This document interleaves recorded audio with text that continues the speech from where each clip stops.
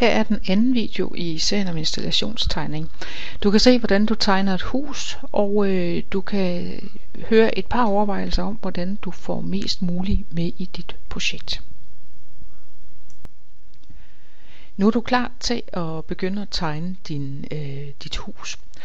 Lige nu er du på en side, som er typen grundplan. Det kan vi se herover. Og grundplan, det er jo sådan en side, hvor man tegner huse på. Siden her er en A4-side, det vil sige, at alle mål, som du laver på den, de kommer til at passe til en A4-side, hvis du printer ud på en A4-side. Og jeg tegner i et målestok eller et skalaforhold, som er 1:100. Og 1:100 betyder, at hvis jeg tegner 1 cm på tegningen, så bliver det 1 meter i virkeligheden, som i 1:100. Og det vil jeg udnytte her lige om lidt, når jeg tegner det her hus. Når jeg skal tegne et hus, så til det formål her, så vil jeg bruge lag-funktionen også. Jeg ved ikke, om du kan se hernede i bunden, at der står lag elinstallationer, og siden i virkeligheden hedder en grundplan. Hvis jeg går herover på knappen som i lag, så kan du se, at de lag, som er oprettet på den her tegning, det er et lag til, at jeg kan tegne min elinstallation, et lag til noget tyv, et lag til noget teledata, et tomt lag, og så har jeg et lag, som hedder grundplan. Det, som du kan se herude af grupper, det vil vi snakke om i en af de andre videoer. Men skal jeg tegne det her hus her, så vil jeg tegne det ned på grundplansiden, eller grundplanlaget. Og der kommer jeg ned ved simpelthen at dobbeltklikke på den, og vi se, nu står der grundplan, og det er det lag, som jeg så er på nu. Når jeg så tegner grundplanen, så vil jeg som sagt gerne tegne den på mål, og gerne udnytte, at jeg kan bruge målene i tegningen her. Og derfor vil jeg gerne vide præcist, hvor mit hushjørne er henne. Og jeg har et nulpunkt her, den her, origo her, det her symbol. Og det kunne jeg jo flytte hen, så jeg havde en passende sted at have i hjørnet på mit hus. Hvis ikke den er det rigtige sted, så kan jeg gå herover og klikke, og så kan jeg flytte mit nulpunkt, sådan at det sted, som jeg sætter den hen, det bliver lige præcis 0,0. Og et godt sted at flytte den hen er at placere den lige oven på en prik. Og så ligger den der. Så kan jeg let både se det, og jeg kan tælle mig frem til det, hvis jeg bliver lidt i tvivl om, hvor stort og hvor langt mit hus er. Så det kan jeg gøre, inden jeg starter det her. Når så jeg tegner, tegner jeg, og jeg bruger rigtig meget de her pikmenuer heroppe. Skal jeg tegne et hus som det her, så går jeg over i fanen her, som hedder bygning. Fordi herinde er der oprettet en murstreg. Den er 300 mm, og det er også 30 cm bred. Og skal jeg tegne med den her, så er det letteste at klikke på den. Så får jeg blyanten på, og så kan jeg se, hvilken type det er, og hvor et tusche jeg tegner med, og strege tykkelsen. Og så kan jeg gå ned og se, om jeg kan ramme det her punkt til nede, og klikke en gang, og så kan jeg trække den her hen af. Altså man kan se her, hvor der før stod lag, så har jeg simpelthen nogle mål med hernede, så jeg kan gå hen og sige, jamen jeg vil gerne have, at mit hus er for eksempel 25 meter langt. Klik her. Og så kan jeg gå op her og se, hvor meget mit hus er i bredden, og så kan jeg køre herhen af og simpelthen se ud fra de koordinater, som er nede i bunden, hvor stort et hus det er. Hvis jeg synes, at det måske er lidt unøjagtigt, jamen så kan jeg i stedet for bruge den funktion, som er i programmet, som hedder koordinater.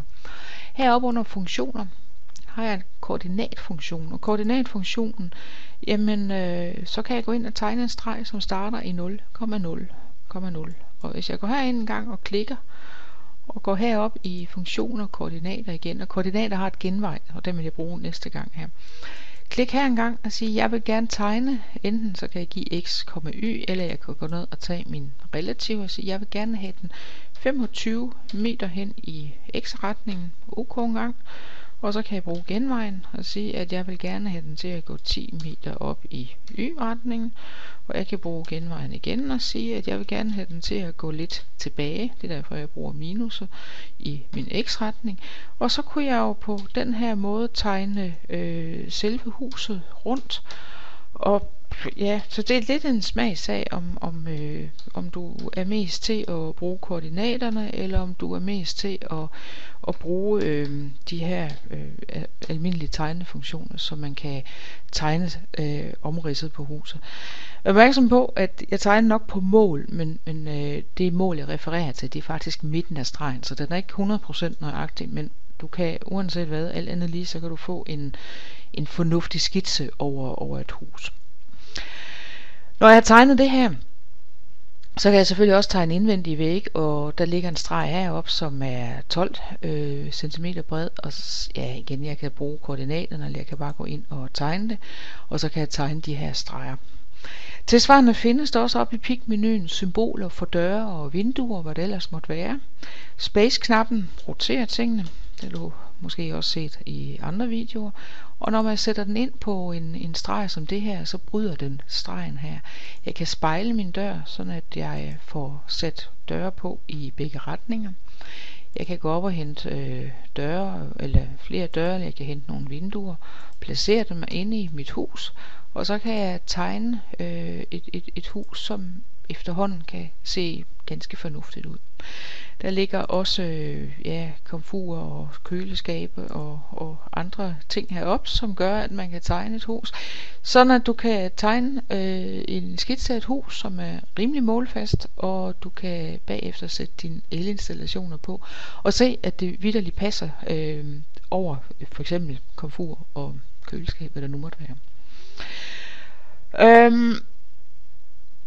I og med det er målfast, jamen så får jeg målene på, når jeg på et tidspunkt begynder at forbinde. Jeg har også muligheden for, hvis ikke jeg vil sidde og bruge rigtig meget tid på at tegne mit hus, så kunne jeg også gå op her og hente under indsæt, så kunne jeg sætte et billede ind, eller jeg kunne sætte et objekt ind. Objekt som en pdf-fil for eksempel.